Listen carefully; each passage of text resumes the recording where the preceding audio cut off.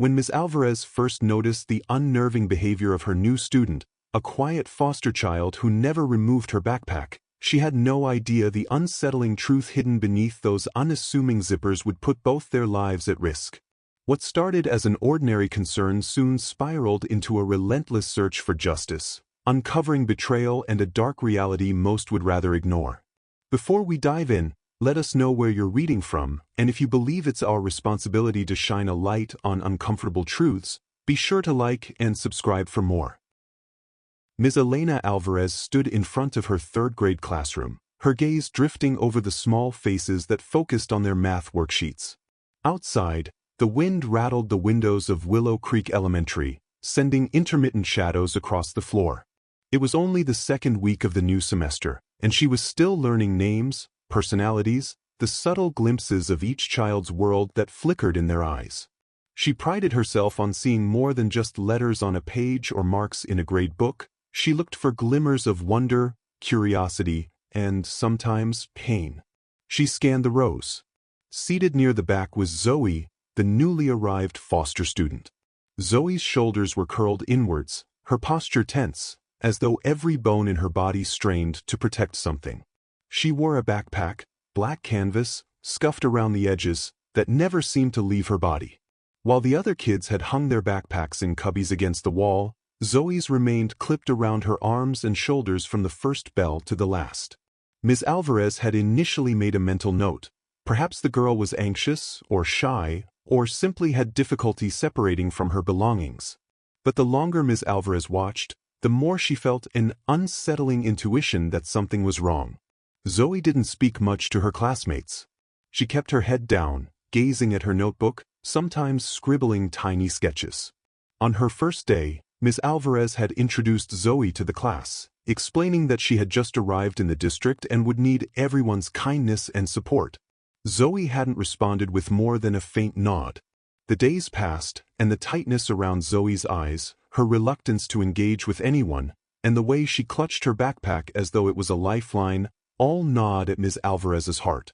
One chilly morning, Ms. Alvarez asked the class to stand for the Pledge of Allegiance. As 30 children pushed back their chairs and put hands to hearts, Zoe rose but kept one arm looped through her backpack straps. Ms. Alvarez noticed how the child flinched when another student stepped a bit too close to her. Zoe sidestepped quickly, hugging the backpack even tighter. Ms. Alvarez saw the flicker in Zoe's eyes, fear, panic, or something that carried more weight than a child of her age should bear. Concerned, Ms. Alvarez approached Zoe when the rest of the class was deep into their reading assignment. She kneeled beside Zoe's desk. "How are you settling in?" she asked softly, pitching her voice low so no one else would overhear. Zoe shrugged, keeping her gaze on the table. "I'm okay," she said. "Are you enjoying the school? Do you feel safe here?" Ms. Alvarez pressed gently, aware that children in foster care sometimes carried more stories in their eyes than they could verbalize. Zoe's lips parted, but she spoke so quietly Ms. Alvarez barely caught the words. "It's fine. The backpack is the only thing that's mine." The quiet resignation in her tone made Ms. Alvarez's skin prickle. She reached out gently, aiming to give Zoe's shoulder a reassuring pat, but the child flinched the moment Ms. Alvarez's hand neared her. Zoe almost recoiled, her face paling, pupils dilated like a startled animal's. Ms. Alvarez paused, heart pounding with concern. "I'm sorry," she whispered. "I just want you to know you can talk to me, okay?" Zoe nodded, trembling fingers adjusting the straps of her backpack. Ms. Alvarez stood up and returned to her desk, but she couldn't focus on the reading log or the emails from colleagues. Each time she glanced at Zoe, that sense of protectiveness, a maternal ache, flared stronger. After school, Ms. Alvarez sought out the guidance counselor, Mr. Bradley. He was known for his patient demeanor, a calm presence that usually put the kids at ease. The counselor's small office was cluttered with plush chairs, bright posters about emotional health, and stacks of forms. She explained her concerns about Zoe, the backpack she refused to remove, the flinching, the withdrawn demeanor. Mr. Bradley nodded thoughtfully. "I'll see if I can invite her in for a casual chat. Sometimes children in foster situations have attachment issues or trauma triggers. We can't push too hard, but I'll do my best." Ms. Alvarez let out a soft sigh, grateful for Mr. Bradley's willingness.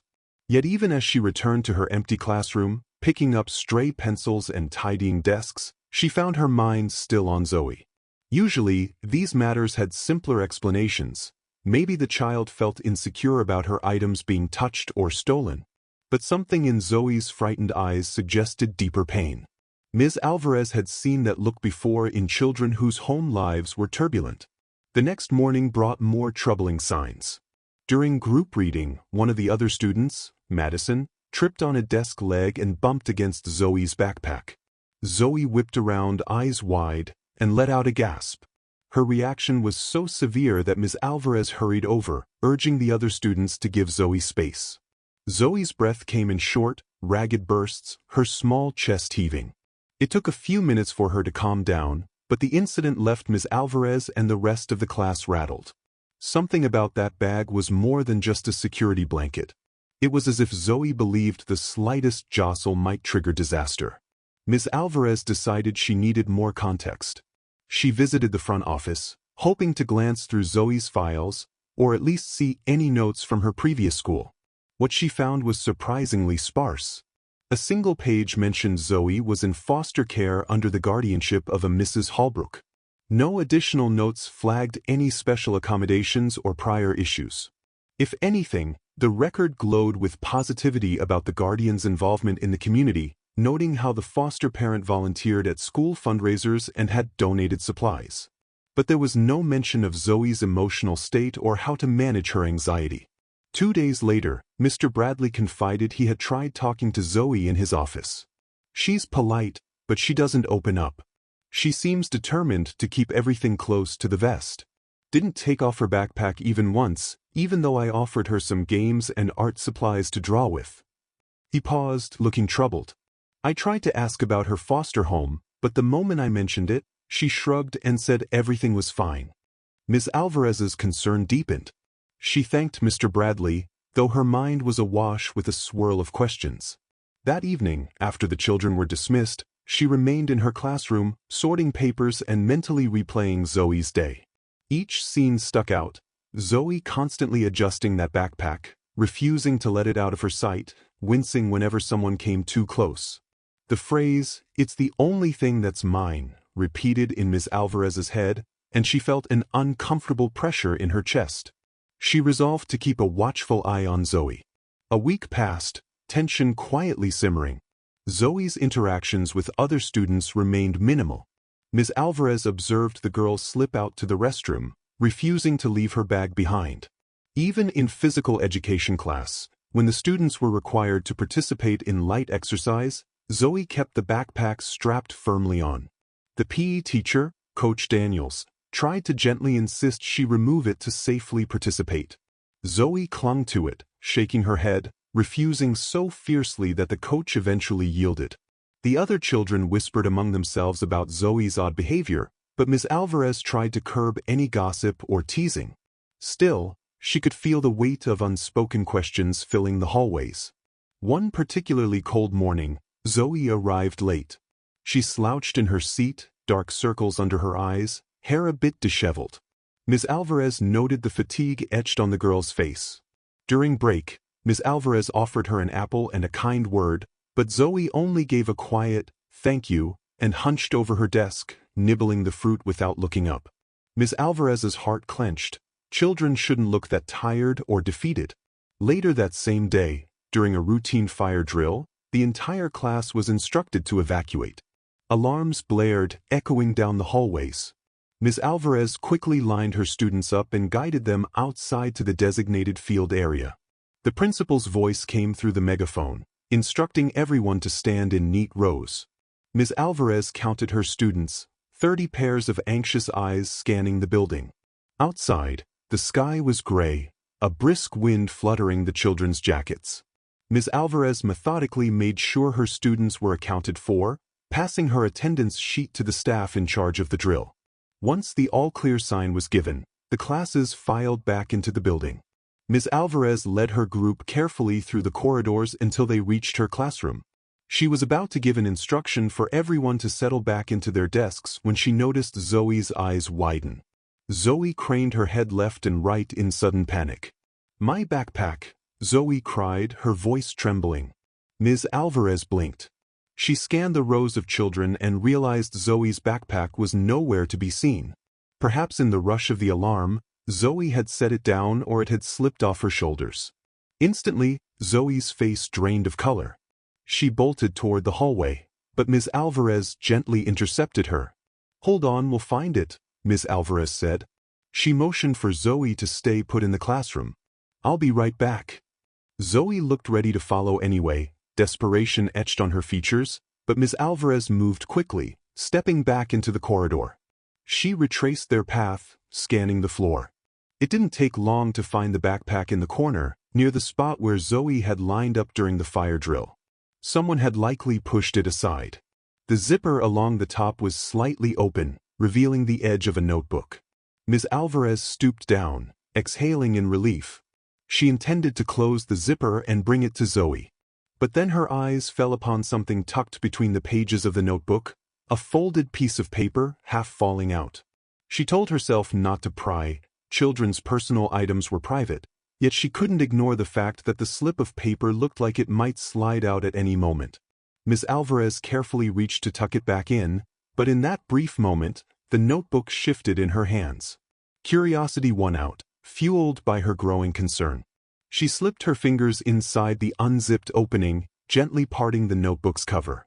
Her heart thudded as she glimpsed a series of crude drawings, like maps or floor plans, each page filled with lines and scribbles. She realized with a jolt that they were meticulously drawn escape routes. She saw pictures of windows, doorways, and arrows indicating possible exits. Her mouth went dry.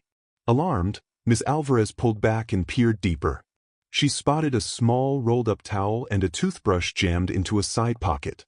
These items might simply be for hygiene, if Zoe never knew when she'd be moved again or if she was forced to live on the move.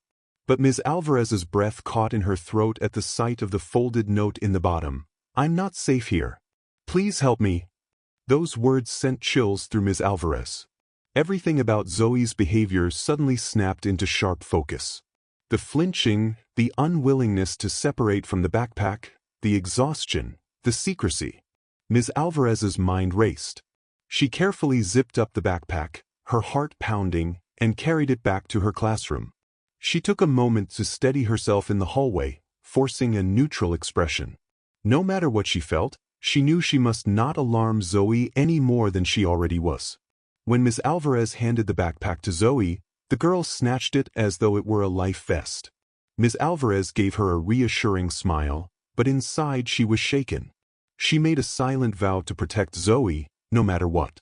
That afternoon, Ms. Alvarez contacted Child Protective Services, CPS, reporting her concerns. She explained Zoe's behavior, the note she had inadvertently seen. The CPS representative acknowledged the severity of the claim and promised to send someone to the school for a deeper assessment. Ms. Alvarez hung up the phone feeling both relieved and terrified. She worried about what repercussions might follow for Zoe if the complaint was not believed or if the foster guardian discovered Ms. Alvarez had intervened. Within a few days, a social worker arrived at Willow Creek Elementary. Ms. Alvarez met with her in a small conference room, detailing everything. The suspicious notebook with escape routes, the note begging for help, Zoe's panic attacks, the bandages that occasionally appeared on her arms, and that haunted look in her eyes. The social worker, a composed woman named Cynthia, nodded gravely throughout Ms. Alvarez's account. However, the next week brought frustrating news. The investigation was stalling. CPS records and Zoe's file painted an entirely different picture of her guardian. According to the paperwork, Mrs. Holbrook was an exemplary foster mother. She had multiple glowing references, years of experience volunteering at the school, and a stellar reputation in the community. Several staff members from other grades confirmed that they'd seen her volunteering at bake sales, bringing in donations for holiday drives, and always presenting a warm, friendly demeanor. More than one teacher described how she seemed devoted to her foster children, praising her dedication and generosity. Meanwhile, Zoe herself remained silent on the specifics of her home life. Every time the social worker tried to speak to her, she became stoic, eyes downcast, giving minimal answers. CPS interviewed the guardian, who insisted that Zoe was a troubled child prone to lying for attention.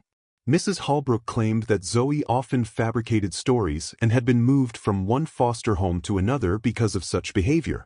With no clear evidence except a note that Zoe could easily have written to manipulate the system, so the foster mother argued, CPS found themselves at an impasse. Ms. Alvarez was baffled. She couldn't reconcile the real fear in Zoe's eyes with the narrative that she was just a manipulative kid. Every instinct Ms. Alvarez had told her that Zoe's terror was real, that the child was truly unsafe.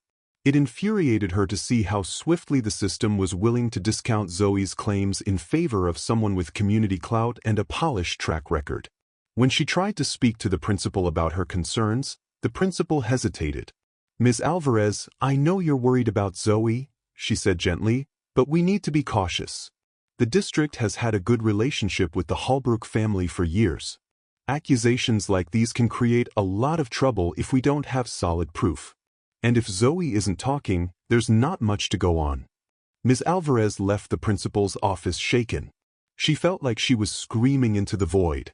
Zoe's signals were so clear, why wasn't anyone else alarmed? Or was it that they simply didn't want to believe such darkness could lurk behind the facade of a respected volunteer and donor? Several more days passed in uneasy limbo. Ms. Alvarez tried to reach out to Zoe once more, asking gently if anything had changed at home. Zoe offered only a stiff shake of the head, eyes veiled with fear and resignation. Ms. Alvarez wished she could tell the girl she wasn't alone, that she would be protected if she spoke.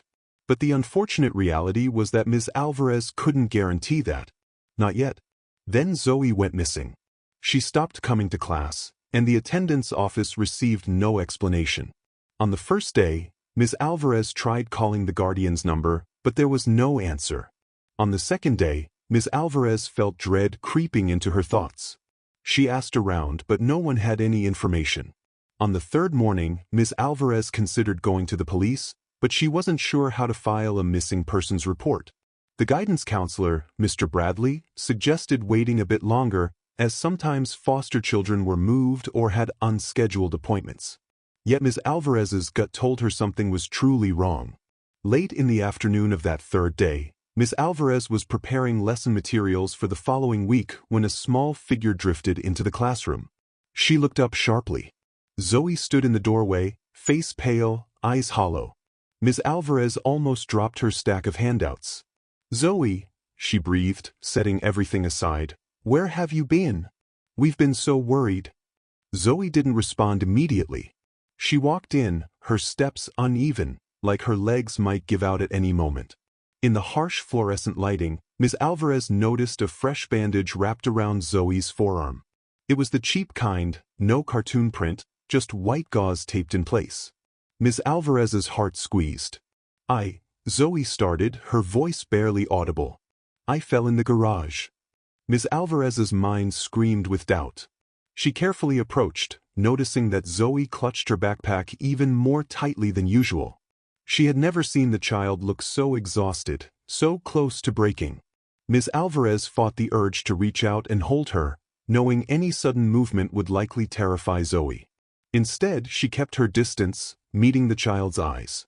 "I'm glad you're back," Ms. Alvarez said gently. "Are you hurt anywhere else?" Zoe gave a small shake of her head but said nothing. Ms. Alvarez wanted to comfort her, but she sensed Zoe's fear in the stillness between them, as if she was bracing for an attack. Ms. Alvarez swallowed hard, compassion and anger mingling inside her. It was as though the entire system had let this little girl slip through the cracks, leaving Ms. Alvarez feeling alone in a battle that no one else wanted to fight. By the time Zoe finally trudged away, Ms. Alvarez made up her mind. She retrieved her phone from her desk, pulse pounding. This time, she wasn't calling CPS. She dialed the local police department. If CPS was too mired in red tape and administrative caution, maybe law enforcement would take urgent action. Perhaps they could search the home or at least speak to Zoe away from the watchful eyes of her foster mother. The risk of angering influential people in the district loomed large, but Ms. Alvarez resolved that Zoe's life was more important than her own job security. The conversation with the police was tense.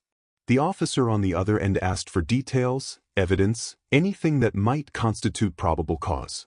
Ms. Alvarez recounted the suspicious injuries, Zoe's meltdown over the backpack, the hidden note pleading for help. She also admitted her frustration with the stalled CPS investigation. The officer was sympathetic but cautioned that these situations required thorough procedure. Still, Ms. Alvarez sensed a shift from the cautious disinterest she'd encountered before. Perhaps the mention of the child being missing for days was enough to prompt immediate follow-up. The officer informed her that someone would be in touch soon. The next day, Ms. Alvarez was in the middle of spelling lessons when uniformed officers appeared at the classroom door. They asked to see Ms. Alvarez in private. She stepped into the hallway, heart hammering. They told her the investigation had been reopened, fueled by her recent tip. They needed her full statement about everything she had seen, Zoe's injuries, behaviors, and that note in the backpack. Ms. Alvarez recounted it all, her voice trembling with a mixture of relief and anxiety. Finally, the officers nodded, said they would proceed. One of them mentioned that they were obtaining a warrant to search the foster home thoroughly. Later that evening, Ms. Alvarez could barely sit still. She paced her living room, glancing at the clock every few minutes. Her mind conjured images of Zoe locked away somewhere, suffering alone. She tried to distract herself by making a modest dinner, some rice and grilled vegetables, but her stomach churned, and she found herself unable to eat. It wasn't until nearly 11 at night that her phone rang, making her jump. An officer on the other end had a calm but firm tone. He told her they had found something disturbing in the foster home, a small, windowless storage room with a keypad lock. Inside it was a thin mattress, no blankets, and little else. It looked like a confined space for punishment or captivity. Zoe wasn't there, as she had been at school by day's end, but the conditions were enough to justify her immediate removal. The officers said her foster mother had been taken in for questioning, but the details were still unfolding. Ms. Alvarez sat down heavily on her couch, pressing a hand to her mouth. She felt a rush of relief that, at last, Zoe was out of that place. Yet her relief was tinged with horror. She could scarcely imagine how terrified Zoe must have felt, returning to that locked closet day after day. Rage flared up inside Ms. Alvarez, and anger directed at every adult who had looked the other way. Early the next morning, Ms. Alvarez was surprised to find an official from CPS waiting for her in the school parking lot. The official, a weary-eyed man named Clarence, explained that they urgently needed a temporary placement for Zoe until a new foster family could be arranged. Typically, there was a thorough process involving background checks and official licensing steps, but the immediate need, coupled with Ms. Alvarez's unique position, opened a door. Clarence asked if Ms. Alvarez would be willing to take Zoe in for a short time, purely on an emergency basis, until the system could find a more permanent solution. Ms. Alvarez didn't even hesitate. "Yes, of course I will." That same afternoon, Zoe arrived at Ms. Alvarez's small house, carrying the same battered backpack. She looked more frightened and exhausted than ever. Ms. Alvarez guided her inside gently, showing her the guest room. "It's not fancy," Ms. Alvarez apologized, pointing to the modest twin bed with pastel sheets, "but I want you to feel safe here." Zoe stood by the doorway, eyes downcast. Slowly, she placed her backpack on the floor. Ms. Alvarez watched, heart pounding, as Zoe finally let go of it. The gesture felt monumental. Zoe slid onto the bed, her small fingers curled around the edge of the mattress. Ms. Alvarez knelt near her, making sure to keep her voice soft. "You can stay as long as you need," she said. "This is your space now. If you're hungry, we can fix something to eat. If you just want to rest, that's okay too. I won't ask you any questions you don't want to answer." Zoe nodded.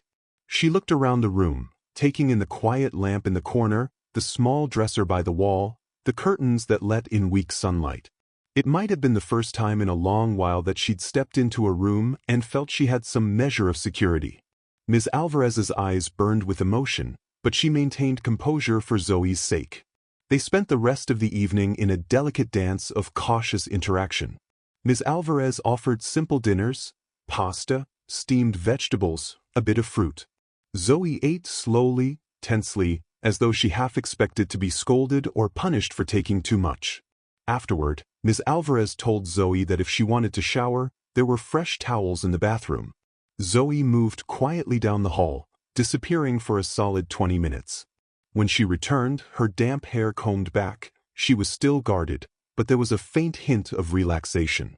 Maybe the warm water had soothed her raw nerves a little. In the days that followed, Ms. Alvarez found herself juggling her role as a teacher and as a temporary guardian. She worked with the social workers, providing them updates on Zoe's well-being, while also dealing with the emotional chaos swirling around the investigation. Rumors spread through the school. Some staff members expressed shock at the revelations about the revered foster mother, while others adopted a skeptical wait-and-see attitude. Ms. Alvarez heard hushed whispers. Could Zoe have made it up? Could Ms. Alvarez be exaggerating? The school administration remained polite but careful. Even though the police had found that locked closet, certain bureaucratic forces seemed reluctant to fully condemn a donor they had once idolized. Zoe, meanwhile, attended Ms. Alvarez's class daily, though she moved through her school day with an air of quiet apprehension. She no longer resisted removing her backpack, but she kept it nearby in her cubby, checking on it repeatedly. Ms. Alvarez understood it was probably Zoe's means of feeling secure. At night, Ms. Alvarez would find Zoe reading or scribbling in the same worn notebook filled with escape routes, though now those frantic lines seemed to be replaced by calmer drawings, trees, houses, shapes that suggested a mind in the process of healing.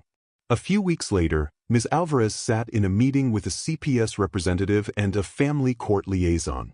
They mentioned that they had located another potential foster home for Zoe, one that had passed all the background checks. But before they made the final placement, they asked if Ms. Alvarez was open to continuing to care for Zoe. The question hung in the room, charged with meaning. Ms. Alvarez looked at the table, at her own trembling hands. For all her convictions, for all her professional training, taking in a child full-time was a massive responsibility. Yet thinking of Zoe going to another unknown home felt terrifying. She remembered how lost Zoe had seemed, how she clung to that backpack as her only belonging, the single refuge from a cruel environment. If Zoe wants to stay with me, I would be honored, Ms. Alvarez said. Her voice was softer than she intended, but firm in commitment. The CPS representative nodded. We'll speak with her. She's old enough to express a preference. That evening, Ms. Alvarez sat with Zoe on the sofa in her small living room. The news played softly in the background, though neither paid attention to it. Ms. Alvarez cleared her throat, trying to approach the subject without overwhelming the girl. They're talking about a new foster placement for you, she said quietly. But they also said if you wanted to stay with me, it could become a permanent arrangement. Would you feel safe if I became your guardian, Zoe? Only if it's what you want. Zoe looked at Ms. Alvarez with a mixture of uncertainty and hope. Tears glistened in her eyes, and Ms. Alvarez felt her own tears welling up in response. The moment hung in time, thick with the unspoken knowledge of everything Zoe had endured. Slowly, Zoe nodded, her voice cracking. I'd like that, she whispered. Ms. Alvarez pulled Zoe into a gentle hug, feeling the child's small frame trembling against her. She smoothed Zoe's hair, whispering, "Then we'll make it happen, okay? You deserve to feel safe. You deserve a real home." The next months blurred into an emotional whirlwind of paperwork, home studies, and legal procedures. Ms. Alvarez attended multiple court dates, each hearing shining a harsh light on the failings of a system that had allowed Zoe's nightmare to continue for so long.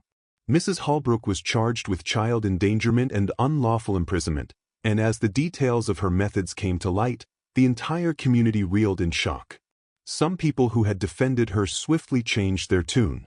Others dug in, claiming there must be an explanation, or that the media was blowing things out of proportion. Ms. Alvarez learned to tune out those voices, focusing instead on ensuring Zoe's continued safety and emotional recovery. At night, Zoe sometimes woke up screaming. Ms. Alvarez would hurry to her room, finding the girl tangled in bedsheets, tears streaming down her face. She would stroke Zoe's hair until the sobs subsided, offering quiet reassurances that she was not locked in that closet, that she was free. Over time, the nightmares became less frequent. Zoe began to smile more in class, forging tentative friendships with classmates who admired her careful doodles and occasional wry humor. Coach Daniels reported that Zoe had finally participated in PE without a backpack and actually smiled during a game of hopscotch. These small milestones felt monumental. Though Ms. Alvarez's co-workers eventually apologized for doubting her concerns, or for not stepping in earlier, Ms. Alvarez struggled to shake off the residual bitterness of how close Zoe had come to falling through the cracks. She channeled that frustration into advocacy, speaking to the principal about improving staff training for recognizing signs of child abuse, especially in foster children. The principal, humbled by how events had unfolded, agreed to revamp certain policies and create mandatory workshops. A sense of progress began to seep through the campus, a renewed pledge that no child should ever feel invisible or dismissed. Months melted into a full year. The day Ms. Alvarez officially became Zoe's permanent guardian was a quiet affair. They sat in a small courtroom, the judge verifying all the final details. The moment the gavel struck, Ms. Alvarez turned to Zoe and gave her hand a gentle squeeze. Zoe's eyes shone as she clutched the adoption papers close. It was just a piece of paper, but for Zoe, it symbolized security, an end to the fear that she might be uprooted again into another nightmare. Ms. Alvarez knew they still had a long road of healing ahead, but at least they would walk it together. The story might have ended there, Zoe safe in Ms. Alvarez's home, the horrors of her former life behind her. Yet life continued to surprise them. Through adolescence, Zoe thrived academically. She discovered a love for art and writing, joining the school newspaper in high school and penning thoughtful opinion pieces about systemic failures in foster care. Ms. Alvarez remained steadfast, encouraging Zoe to use her voice, to shine a light on the darkness she'd endured. By the time Zoe was ready for college, she had become an articulate young woman determined to improve the foster system from the inside. She pursued a degree in education, explaining to Ms. Alvarez that teachers were often the first line of defense for children in crisis. "I want to be the one who notices when something's wrong, like you did for me," she said one late night, the two of them sitting at the kitchen table over steaming mugs of cocoa. Ms. Alvarez had tears in her eyes as she nodded, feeling a surge of pride mixed with gratitude for how far Zoe had come. The resolution, in many ways, felt like a never-ending tapestry of small triumphs. Zoe graduated, gained her teaching credentials, and accepted a job offer at a local elementary school, Ironwood Primary. On her first day, Ms. Alvarez insisted on taking a photo of her in front of the old beat-up car they had managed to fix up for her. Zoe rolled her eyes, but smiled, wearing a neat blouse and slacks, her hair tied back in a practical ponytail. Yet she kept one small memento, a keychain attached to her bag that read, "This backpack means freedom now." Years before, her backpack had symbolized fear, captivity, and isolation. Now, it stood for the empowerment she had fought so hard to claim. That morning, she hugged Ms. Alvarez goodbye, her gaze lingering on the woman who had first noticed her distress and never stopped fighting for her. As Zoe drove off, Ms. Alvarez watched from the front steps, the same sense of maternal pride filling her chest. She thought back to all the nights she had worried, to the locked closet, to the heartbreak of the stalling investigation, and realized that, no matter how dark it had been, they had found their way to a new beginning. Epilogue-like moments hovered in Ms. Alvarez's memory. She recalled the day the news reported that the Holbrook foster license had been permanently revoked, with new regulations introduced to increase oversight of other foster homes in the region. She remembered the small crowd of teachers and parents who had offered belated apologies for questioning her motives. Most importantly, she recalled the shy child who once trembled like a frightened bird, now blossoming into a capable adult determined to protect vulnerable children. They were reminders that while the system might fail sometimes, individual acts of compassion and vigilance could spark monumental change. And so life moved forward. Ms. Alvarez continued teaching at Willow Creek Elementary for many years. She relished the daily challenges and triumphs of the classroom, each new student a reminder that teachers had the power to notice, to care, and to intervene when something was amiss. She never forgot Zoe's story, using it to remain alert to subtle clues that might indicate a child was in danger. Occasionally, she'd gather with colleagues, discussing new protocols for mandatory reporting, or sharing experiences that deepened their collective commitment to safeguarding children. The entire school culture shifted toward a more compassionate lens. Zoe, for her part, embraced her new role with a fiery dedication. She spent weekends volunteering at local shelters for abused women and children, speaking on panels about foster care reform, and collaborating with local activists who fought for legislative change. She also found healing in forging genuine friendships and building a life outside her traumatic past. Ms. Alvarez couldn't help but tear up the day Zoe told her she had been accepted into a graduate program focused on education policy, determined to influence the laws that govern foster youth and children's welfare services. In quieter moments, Zoe would visit Ms. Alvarez's cozy home on Sunday evenings, where they prepare a simple meal together, pasta or roast chicken, and reminisce about the path they'd traveled. Sometimes Zoe would bring her worn backpack, still carrying the keychain that proclaimed her newfound freedom. She'd joke that she could never fully give up on that backpack. It had gone from symbolizing the darkest moments of her life to symbolizing her survival and autonomy. To Ms. Alvarez, it was a bittersweet icon, a reminder of the horrors Zoe had endured, but also of the bond they had formed. Over time, their story became a quiet legend among the staff at Willow Creek Elementary. Younger teachers heard whispers about the teacher who rescued a girl locked in a closet, though the details became hazy in retellings. Ms. Alvarez never sought praise or recognition. She only hoped that the next time someone saw a silent child clinging to a frayed backpack, they wouldn't dismiss it as mere quirkiness or anxiety. They would look closer, ask the right questions, and fight, if necessary, to save that child from hidden cruelty. Still, Ms. Alvarez would occasionally wake in the middle of the night with old anxieties gnawing at her. She'd recall that there were countless children out there just like Zoe, possibly living in secret torment. It kept her vigilant, fueling her unstoppable drive to keep an eye out for any student who exhibited the same signs: sudden panics, guarded behavior, flinches at touch.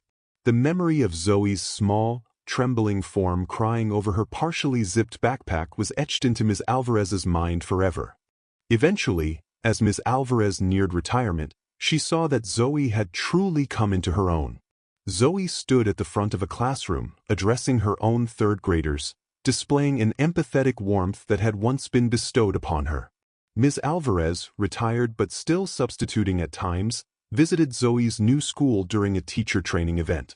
She peeked into the class and saw Zoe leaning down to talk to a timid child. Zoe's posture was gentle, her expression understanding, her hand resting lightly on the desk, not too close to startle. It was a mirror image of how Ms. Alvarez herself once knelt beside Zoe's desk, trying to reassure a terrified little girl.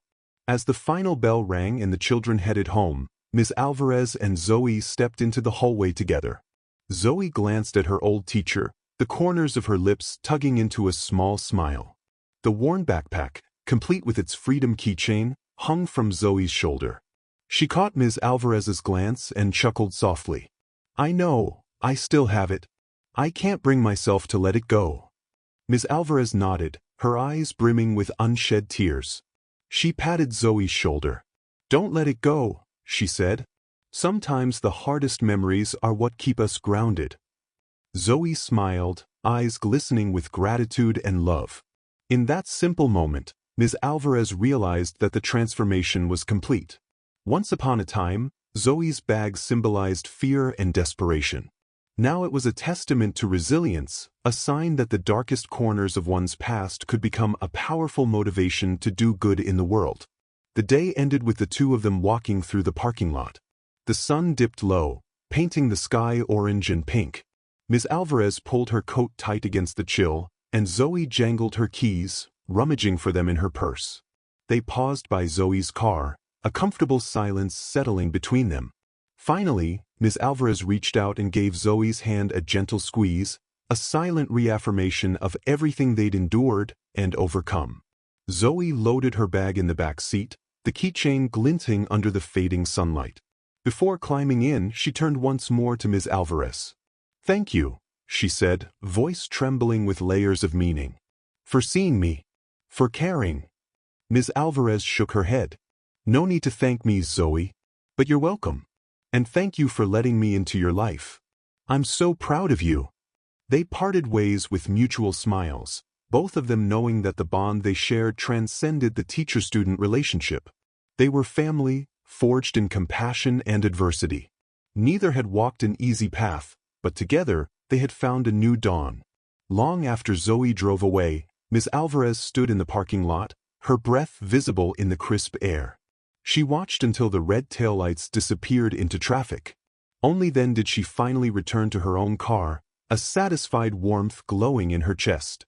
She reflected that all the paperwork, the heartbreak, the sleepless nights had led to this unstoppable force of a young woman who wore a teacher's lanyard with pride. Zoe, who had once been locked in darkness, was now illuminating the lives of others who needed someone to see them. Though the world remained full of injustices, countless children might still be lost in the system. Ms. Alvarez held onto the hope ignited by Zoe's story. One child saved, one life irrevocably changed, could ripple outward to transform entire communities. Zoe was living proof that perseverance, empathy, and bravery could conquer cruelty and neglect. It was not a perfect solution for all, but for Zoe, it was everything.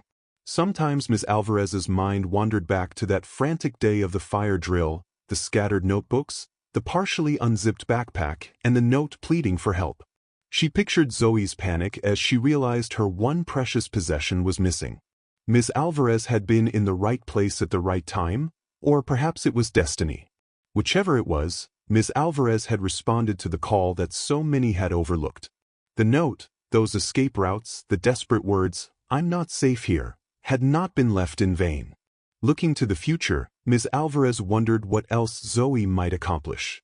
She suspected the day would come when Zoe, advocating for children's rights in a much broader arena, would stand before councils and committees, speaking with the conviction that only a survivor could muster.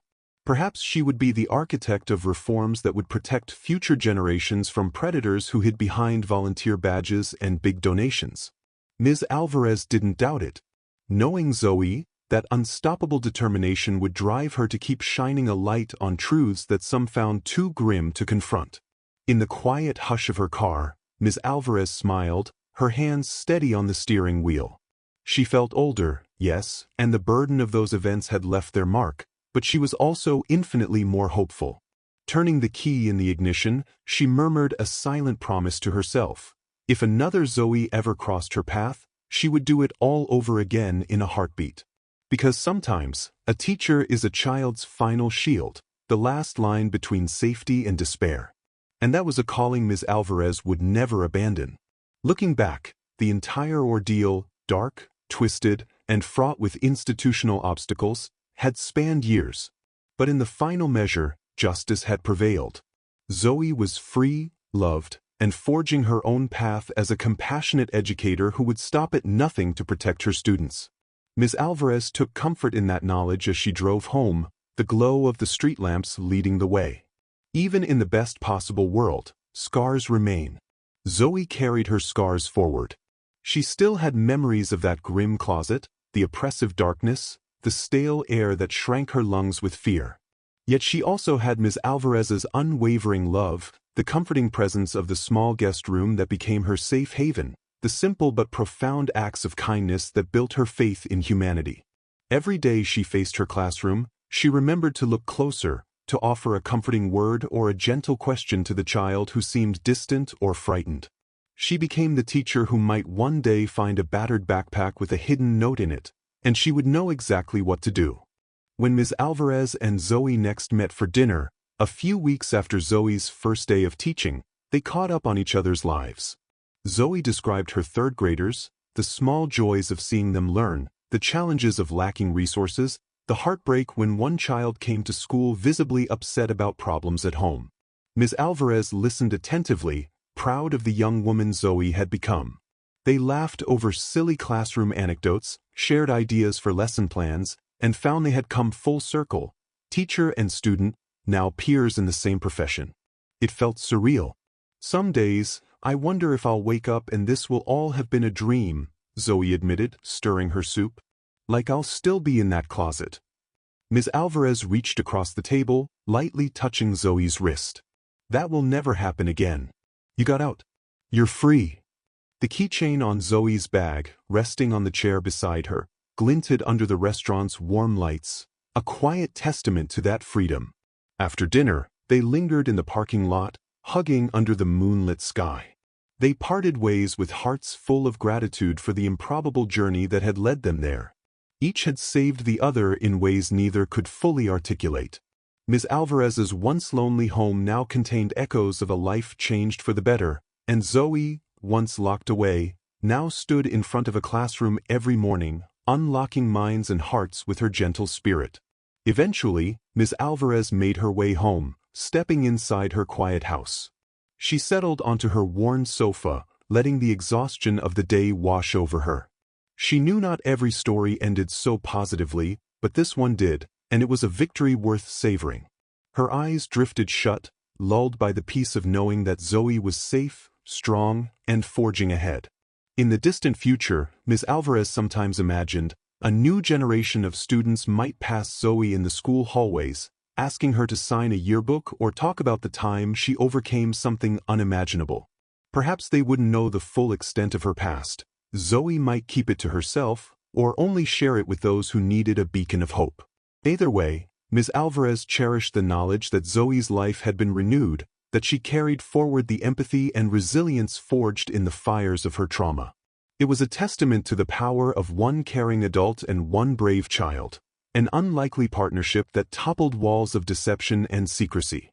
Their story proved that a watchful eye, guided by compassion, could expose even the most insidious evils. The cost might be high, risking professional backlash, challenging powerful individuals, but Zoe's freedom was priceless. And in the end, that was what truly mattered. Thank you for watching this story unfold. If you believe that truth, no matter how inconvenient, deserves to be brought into the light, be sure to like and subscribe for more stories of courage, hope, and the fight for justice. We appreciate you being here.